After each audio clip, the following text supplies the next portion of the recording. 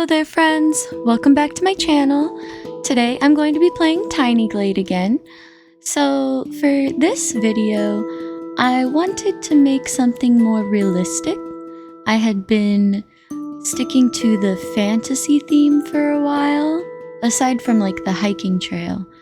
But after like the fairy village and the gnome city and even like the pirate cove was kind of fantastical, I wanted to do something that you might see in real life. So I started making a ranch house, and it's kind of inspired by like houses I would have seen growing up. I grew up out in the sticks. I know I've talked about it in previous videos about growing up out in the country. I live in a much more populated area now, and it was a big culture shock for me when I moved because of just how different life was compared to what I was used to as a kid and young adult, because I moved when I was like 22. But anyway, so I started with this house here, and I wanted to just make like a ranch, a farmhouse.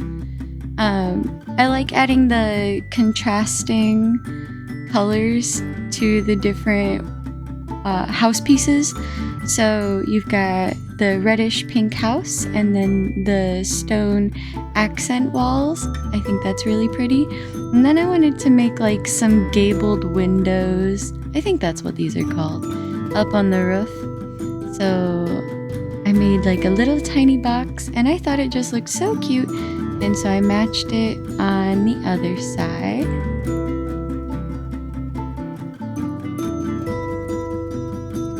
Made it as about the same as I could get it, and then added some windows once I thought they matched very good. That part was sticking out in the back, so I had to scoot it in a little bit, but that's okay. It didn't change anything about the way it looked in the front. Added some windows and a clothesline going across them. So that's where Ma hangs the clothes out to dry. And it was looking pretty put together so far. I just needed to start working on the tiny details. And this is actually the video where I learn how to intentionally place scenery objects. So you'll see like it starts becoming much more of a cohesive theme once I figure that out. So we had the chimney. I knew a few people growing up whose houses were just warmed by a fireplace, and they'd spend all summer chopping wood. We had some trees come down during a storm one time, and some friends came by and chopped it all up for firewood, and they were pretty set for the winter after that. It was a town on a river, so if you know anything about river people, they like floating and drinking, and so I kind of incorporate that too. We get a river going, so I guess you could say this house was definitely inspired by like my childhood and the way I grew up. And I think it's interesting how different that is for a lot of people, since that was just totally the norm for me and my sister and my family. So you can see there, I'm like cycling through the trapdoors, but shortly I will realize I do not even need the trapdoors anymore.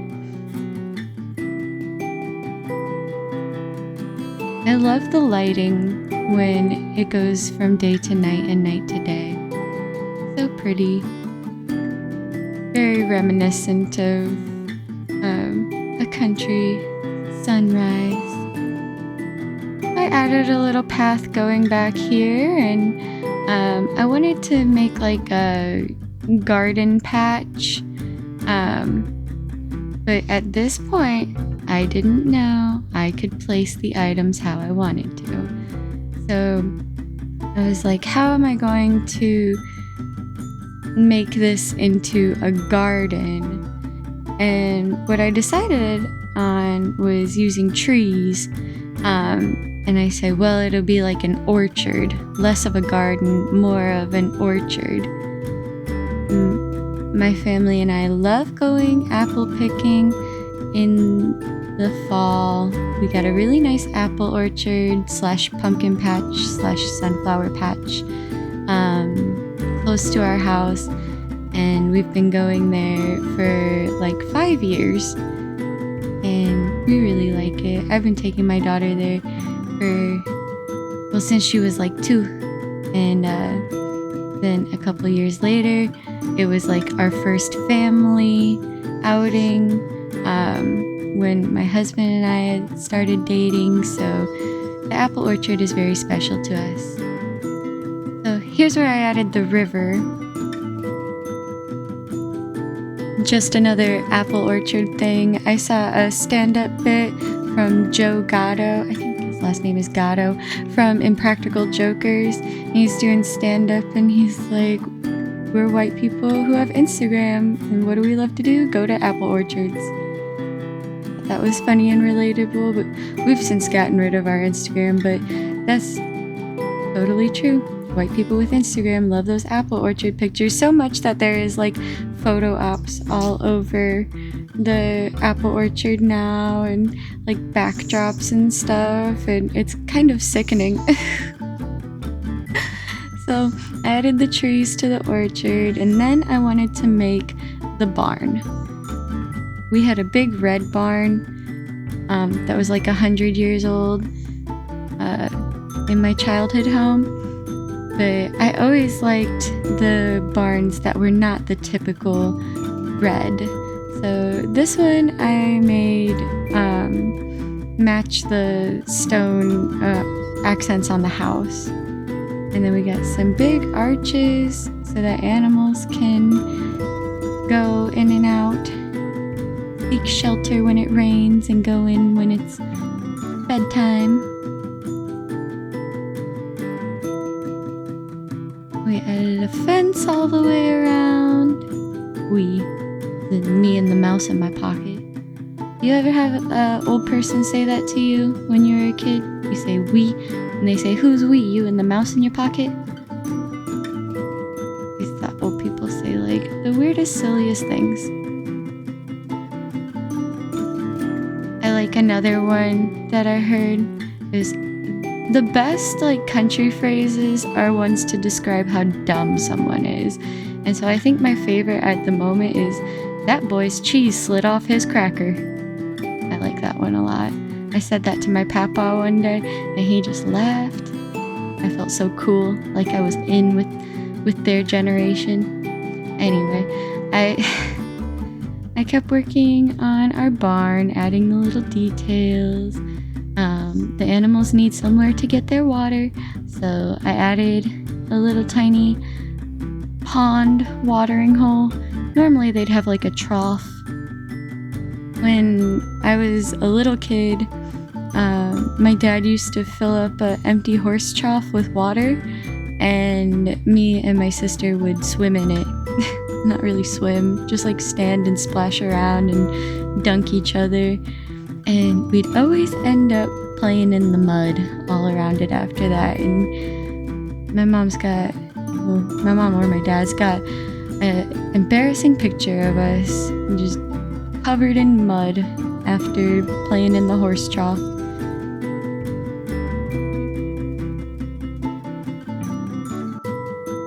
It was at this moment I was getting pretty satisfied with my build and was ready to take a walk.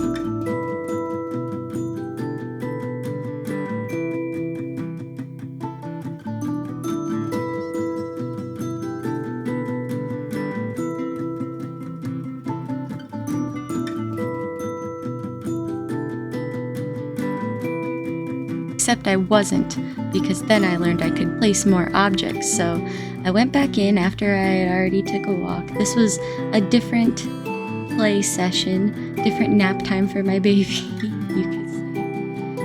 I went back in and I said, I'm going to make this even bigger and better, because most ranches or farmhouses have a ton of buildings and a lot of things going on.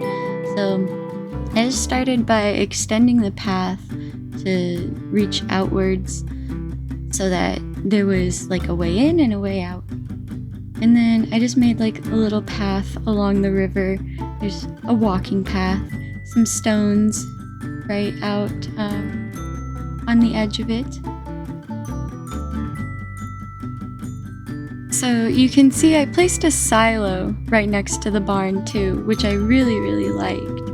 And that being said, I wanted to share my funny silo story, because I know most people love a good silo story. Anyway, when I was like 16, my mom got remarried, and her husband and his kids moved into the farmhouse, and I lived with my dad, except for my senior year I moved in with my mom. And me and my younger stepbrothers would get into a lot of trouble, and one day the 12-year-old, I was like 17, the other one's 15 and one was 12. The 12-year-old had come into acquisition of a propane torch, and nobody questioned why. Nobody wondered how he obtained it. We just acknowledged that it was his. No one tried to take it from him. And so one day, me and the two boys are out just setting little things on fire. And we set some leaves on fire and then stuck them in a pop can to like put the fire out. But that being said, I had the great idea afterwards. After looking at the silo by the barn, I said, that's a big pop can, and it is full of 100-year-old straw at the bottom. We could set that on fire. So that is what we did. We brought a fire extinguisher. My mom was not home. My mom and my stepdad were not home at this moment. And if they were, we probably would not have done this. The silo was made of like terracotta, and we did exactly that. We set a leaf on fire, threw it into the bottom of the silo, and watched it burn in a blaze of glory. It was beautiful. And then after a few happy seconds, little did we know that could have definitely like exploded the silo and just like destroyed our house. So we took the fire extinguisher, put it out, and after that we were like, wow, it's really smoky in there. It was just filled with billowing smoke. We should take turns standing inside it and see who can last the longest without like choking. And I don't remember who won, but we all did it, and we didn't realize it at that moment, but that made us all reek like smoke. So after a little bit of playing, we went back inside, went back to doing whatever we were doing before, playing video games or watching TV or something. And my mom comes home and she's like, why does it smell like smoke? And my younger sister's totally ratted on us and goes, Hannah and the boys set the silo on fire. Thanks. So we were caught, and we were in a lot of trouble, and the propane torch was taken away. So that is my silo story. It is one of my defining moments, I think. So anyway, I built this little like farm stand. I love a good farmer's market. I am a country kid, so I like things fresh from the farm for sure. And that's kind of what I got going on over here, is all the different offerings that this family who owns this farm has for sale. The mom probably bakes some bread and you know, that's like her sourdough stand. Anyone else do sourdough? I like making me some sourdough. It's fun. We got just a little sitting area here too. And I figure maybe some older people come in the morning and just chat and have some coffee with their friends. And where I grew up, there was 2 places where older men would go and do just that, have coffee and chat with their friends. And one was McDonald's. There's always a group of elderly people at McDonald's in the morning having coffee. And then the other place was the gas station that had a Subway sandwich place inside. And so here I'm just moving stuff around, and I'm still using the trap doors and like clicking on them. And eventually it like clicks with me, oh, I don't have to do that. They have arrows. Like my husband used to work in computer repair, and his favorite phrase that he uses from that time in his life is RTFS, read the fucking screen. And I think I had a bad case of not RTFS here, because it seems like it was so obvious this whole time that I could have been doing this.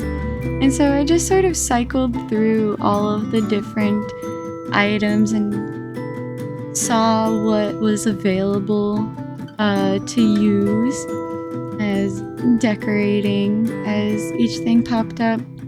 And so once I got pumpkins, I was like, oh hell yeah, I can make it the actual apple orchard and pumpkin patch.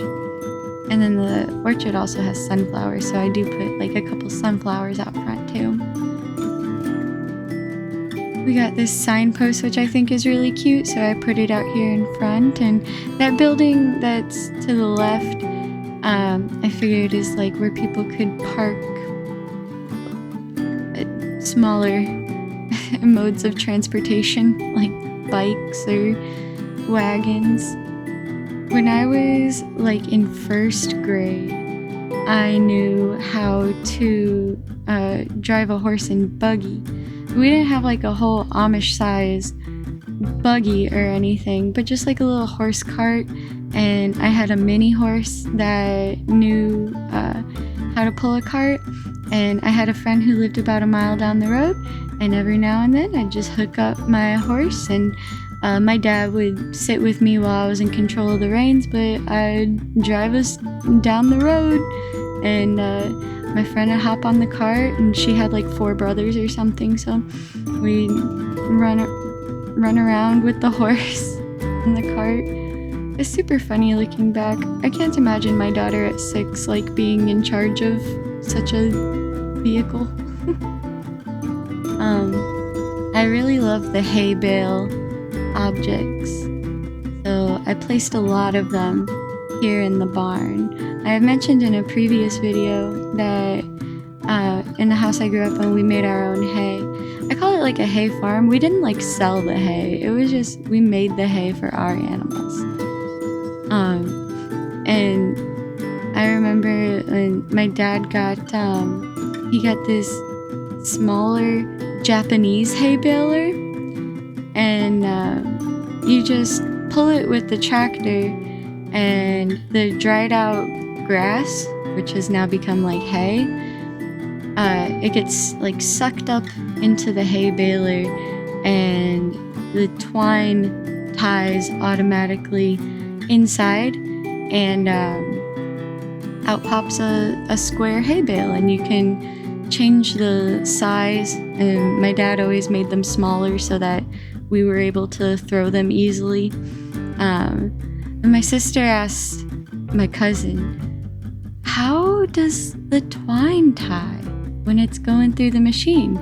And it was a little Japanese hay baler, and he told her, well, there is a little Japanese man that lives inside, and he ties it. And that was just the funniest thing ever to me. Love for the sheep, pet the sheep. It was looking pretty good so far. I was much happier with this result because while it looked good before when I was originally doing my walkthrough, it was still just kind of plain, you know? And now everything had been placed so much more intentionally, and it really, I think, adds to the environmental storytelling. Wagon wheels are a very common decor item for country houses, so I like the addition of having some wagon wheels everywhere, and I put them in that little shed so that it would be like spare tires. I just kept cycling through the objects once I learned how to use the fucking arrows and placing them where I thought they belonged. So then I had my pumpkins and a little watering can and garden supplies. And so I just started duplicating the pumpkins and placing them kind of randomly. And I do discover like one more kind of pumpkin, but I didn't realize it until afterwards that that pumpkin is actually a jack-o'-lantern, and I don't realize it here because I'm looking from the top down and just not paying close enough attention. See, you can kind of see those ones are jack-o'-lanterns, but it's okay. We don't mind. Someone just went out there and placed them all in the same, facing the same direction. I also tried to add like flowers along the path to see if like some sort of foliage would sprout up in the dirt path, but alas, it did not. That's okay though, because it looks pretty on the edges. Found this crate full of pumpkins, so I put that in there. And just kept going through and seeing what we got. That is like some gardening supplies, so I put that right there. There's Ma's bread. I let that fit inside. I like that there's quite a few types of bread. There's even pretzels in there. I've made some pretzels before. Fire.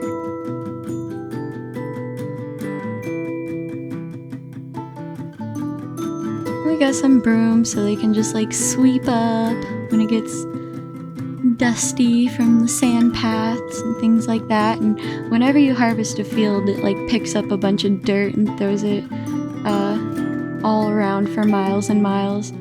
And when they're harvesting like cornfields or soybean fields, because that's what we had growing up.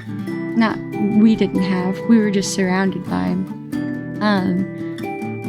just clouds of ladybugs. I remember getting off the school bus and coming home, and my house is surrounded in like a black cloud, and it's all ladybugs, and it stinks. Then I added a couple benches.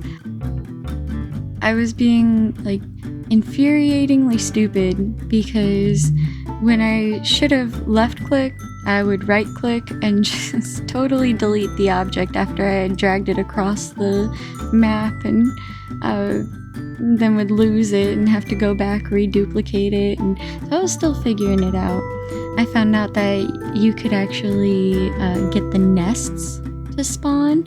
So I put some inside the barn. It's like the chicken coop over here. And here I was trying to see if it was possible to like place items on top of things. And now that I look back, I probably could if I wouldn't have used a fence. I wanted it to be like a wooden ledge that the chicken nests were sat on top of. But I think if I would have just used like a building made small and in a little rectangular shape, I probably would have been able to place it on top, since birds' nests do spawn on the roofs of buildings. Duh. It was looking much more filled out and lifelike here. And there's kind of just one more thing I wanted to add, and that is a hayfield. So these are round bales. We wouldn't make round bales at my house as a kid. We made square bales. I know, like crazy. But this is what round bales look like when they're out in a field. Did you see? That's me. Oh my god. 3 times. I right-clicked when I should have left-clicked. But yeah, then I duplicated these, put them up against the farm stand, and figured, well, if they got a little surplus of hay, they can sell it at the farm. So I wanted to just add a little bit of dirt all around. Like, we got some scuffs. This is a freshly mowed hay field. And then I just connected the path leaving with the path going down the river. And this was truly the last thing I did on this build, so after this, it was officially time to take a walk.